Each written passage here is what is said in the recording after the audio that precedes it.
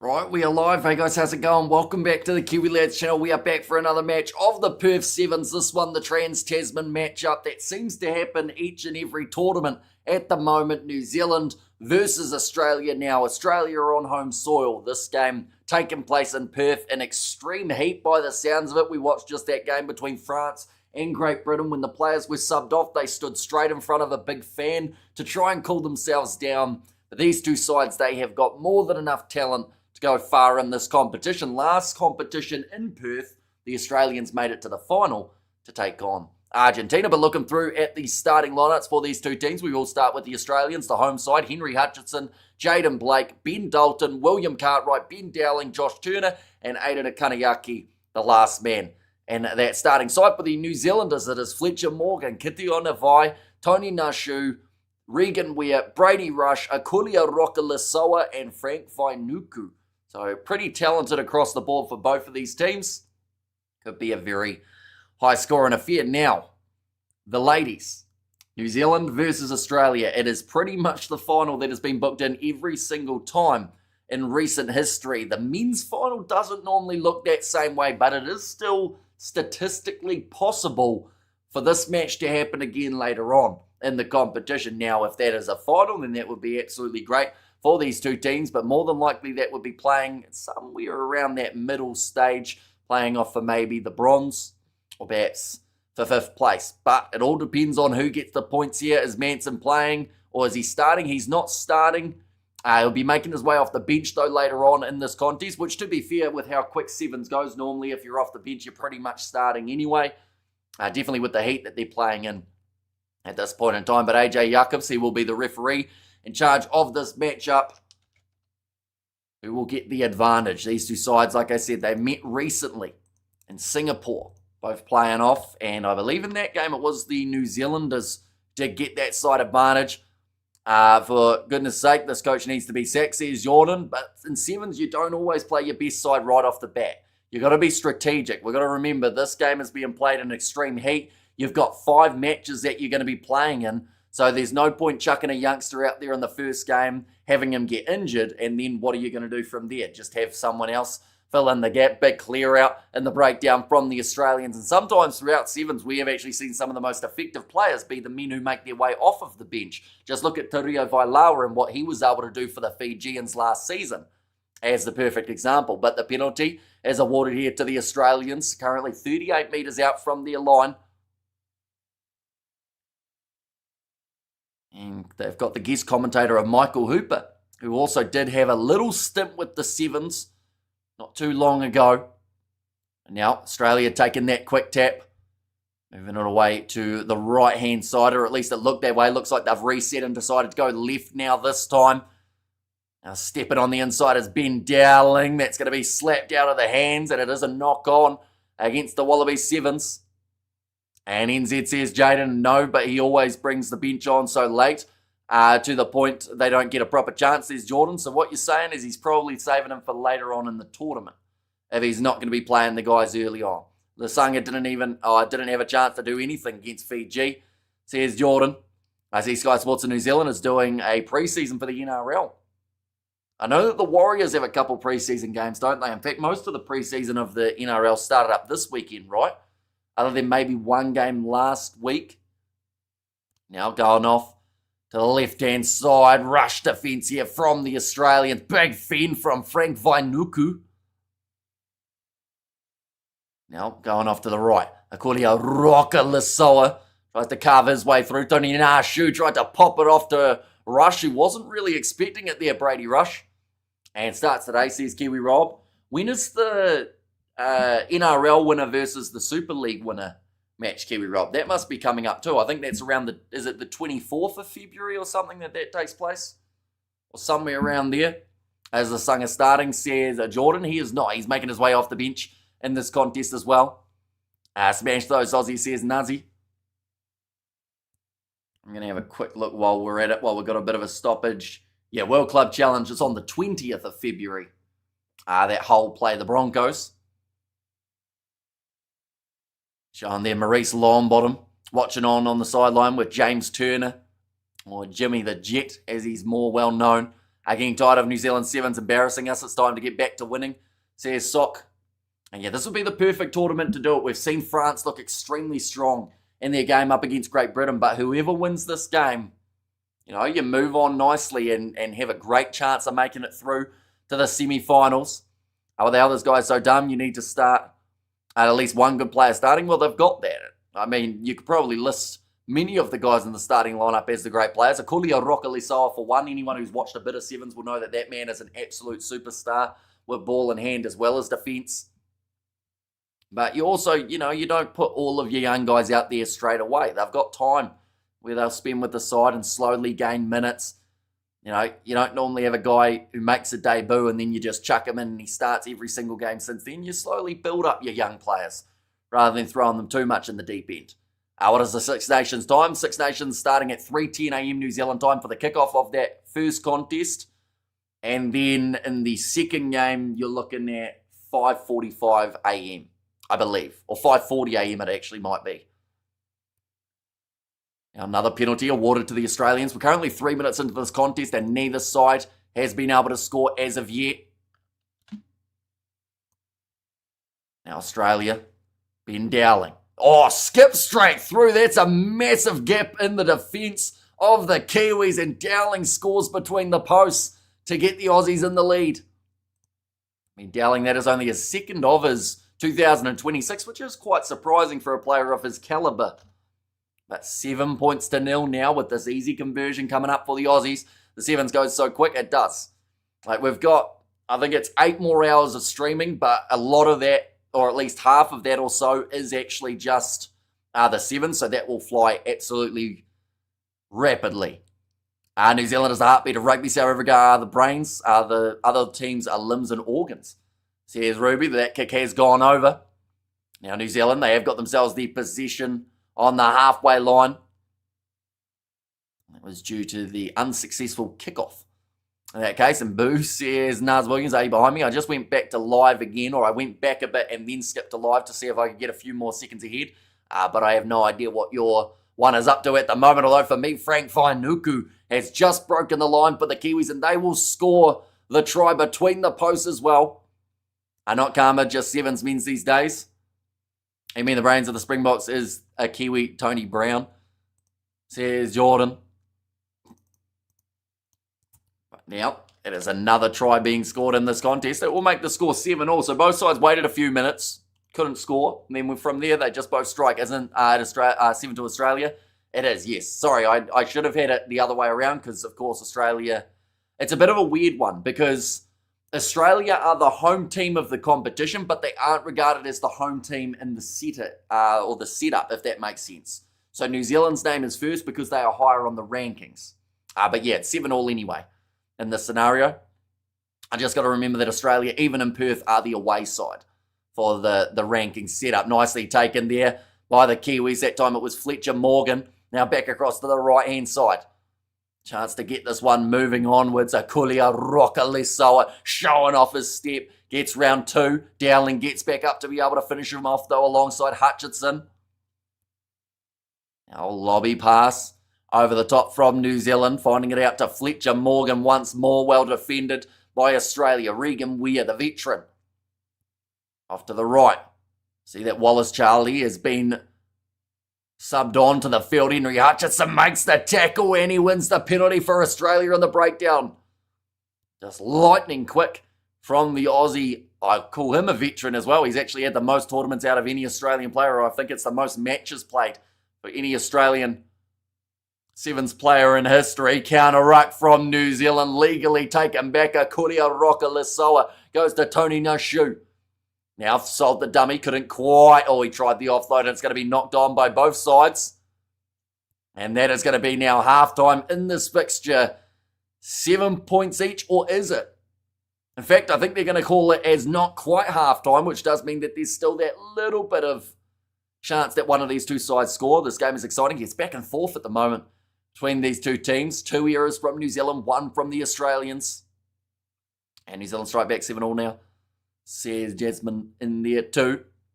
And neck. Yeah, this one could easily go either way between the two sides. Now, last week when they played in Singapore, it was was a little bit of a different story in that contest. New Zealand able to win it 29 points to 10 for that game. And that one's going to be kicked into touch by Australia. They're happy enough with the halftime score being 7 points to 7. Now it's halftime, says Jasmine. It is indeed, yes. 1 second, we'll go like this. We'll go like that. There we go.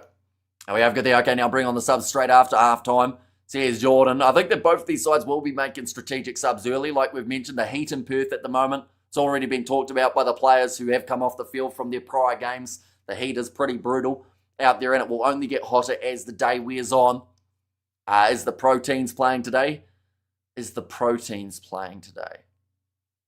assume you're talking the Proteas, right, in the cricket? I assume it's auto-corrected, and no, they have their first game, I think it's about next Tuesday, and then they play again the day after. They've actually got a pretty brutal draw for the T20 World Cup in terms of quick succession games. But the first match of the T20 World Cup is getting underway in 13 minutes' time, and that is between Netherlands and Pakistan chose to bowl. That's sevens or 3 sevens on the screen. It's a sevens game. It's a betting signal, says Ruby. Yeah, this one still has potential of easily going either way, and whoever wins this game, like I mentioned, more than likely will go through to the semi-finals. However, nobody cares about South Africa. You literally mentioned South Africa like about 3 minutes ago with your comment about the Springboks. We have got there, can a player play league and union and league in one season without restricting? No idea. I don't know what it probably depends on the contract. But most of the time, I think they have to finish the season before going to the other. Plus, because of the fact that both of them overlap, I feel like that makes it more tricky for them. New Zealand always finish strong, go the ABs. Says Mavster.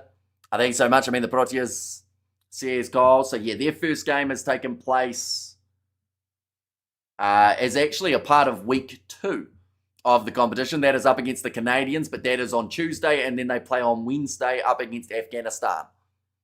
I think we need to crack down on the NRL stealing union talent. I mean, if they pay better, why can't players go there? It's a little bit similar to, I know that the R360's been delayed, but so many players are going to go overseas when that competition sets up because it's literally going to set them up for life. So, you know, if the money's better, it's the same reason we see guys going to France. It's the same reason we see guys going to Japan from New Zealand. It's because if the money is there, you know, you can't play rugby forever, unfortunately, as much as some of these guys do try. You got to make money while you can. Make hay while the sun shines, as they say. That's a good kick downfield from New Zealand after winning the early penalty in the second half. Come on, New Zealand, get a try. No, but Super Rugby League is only really between 2 countries, Australia and England, says Jordan. So why is that stupid for them to make more money playing NRL? Oh, that's easy, says Kyle. Now, Kulia Roka Lisoa throwing this one in. It's going to go over the top. Now a step from Brady Rush in the middle of the field. Kulia Roka Lisoa finds that ball and the breakdown, breaks through one, but he's knocked it on. Just as he was going for the grubber, he's dropped the ball before kicking it. AG for Oz Rugby World Cup. Why can't a league player just play if Oz Rugby or Oz wins the Rugby World Cup? I mean, we've seen guys, like, maybe not so much that closely together, but we've seen, like, the slow transfer. It wouldn't surprise me if there are guys in the Rugby League, because you got to remember the Rugby League World Cup is this year. So some of those guys may end up, you know, looking at other options. The guys who were looking at the R360 as a potential option, maybe they go to Union for one season. The thing is, though, I don't know if Australian rugby can afford that. So it may not come down to whether or not the players want to do it. It may just come down to the fact that Australian rugby don't want to go bankrupt for their own Rugby World Cup tournament. Now sitting 10 metres out from the line, and Australia win themselves the penalty. That is 10 metres out from the try line. Henry Hutchison asking for the penalty. Now will be chance for Australia to either go for the tap or the scrum. It looks like the tap is the option. 4 penalties conceded against New Zealand in this contest, so pretty ill-disciplined from the New Zealanders so far.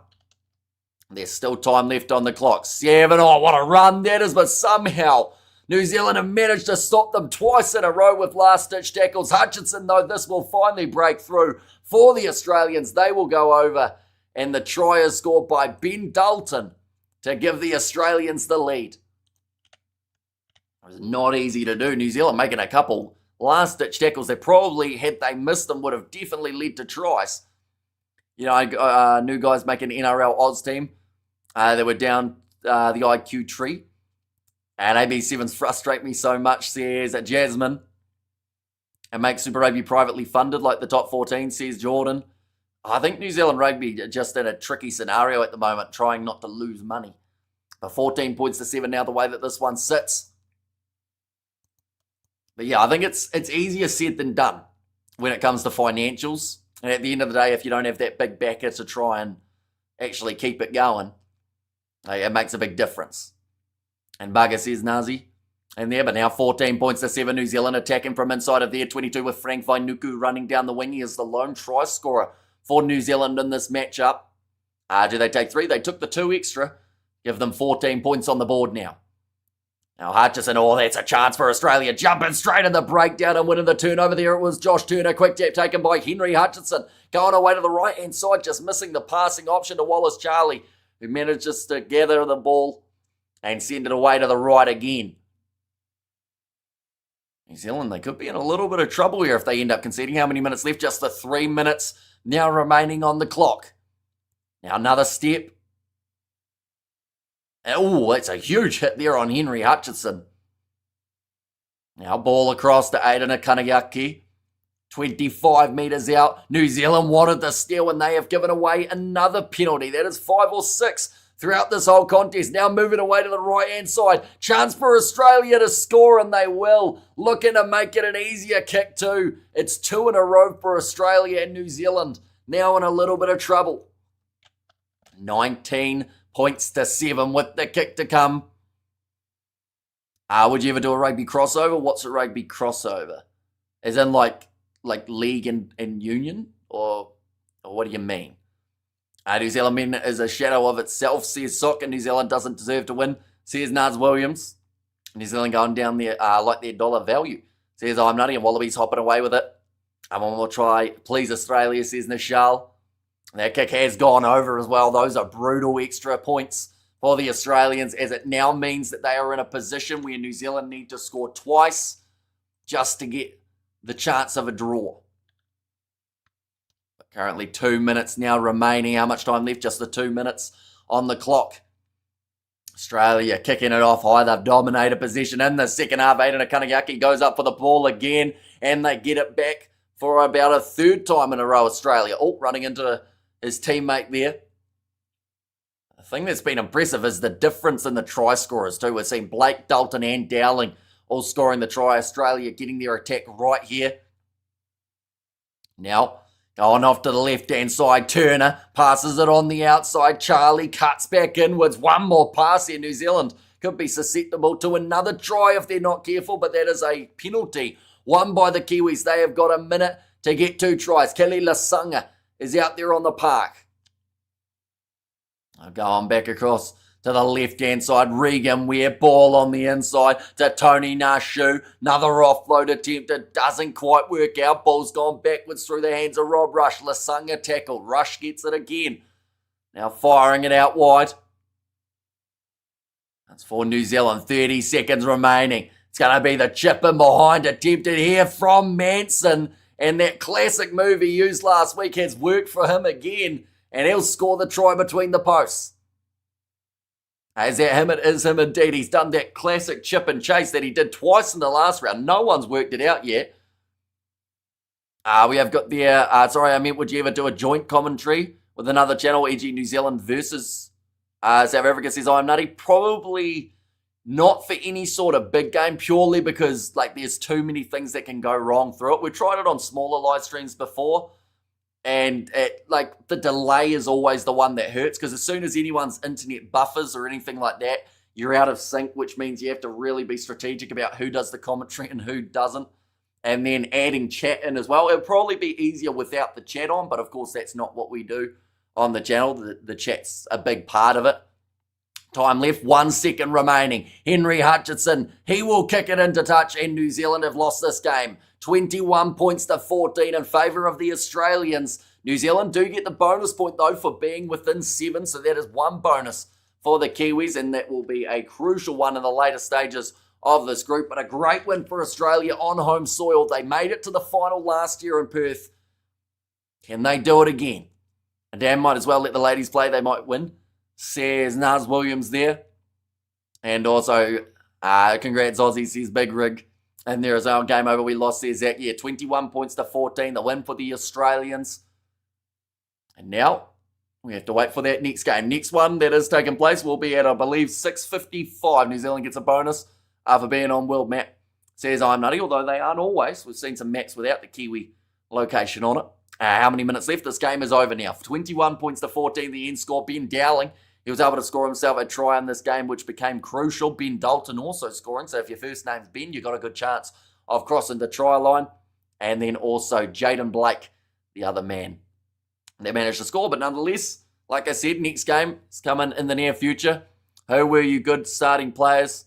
Or who were your good starting players you told me about? Says Jordan. Well, Akulio Rokalisol once again showed what he can do. I know that you have a favourite player and you want them to be out on the field all the time. And at the same time, you know, at the end of the day, they lost this game. They beat them last week 29-10 with the same team. So that's Sevens. Welcome to the club. We have got there this coach and these anchor baby players.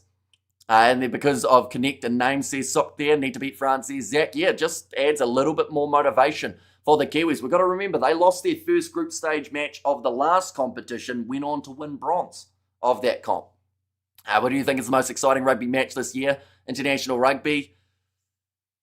This year, we've only had one international match, which is Ireland versus France. So I guess that one.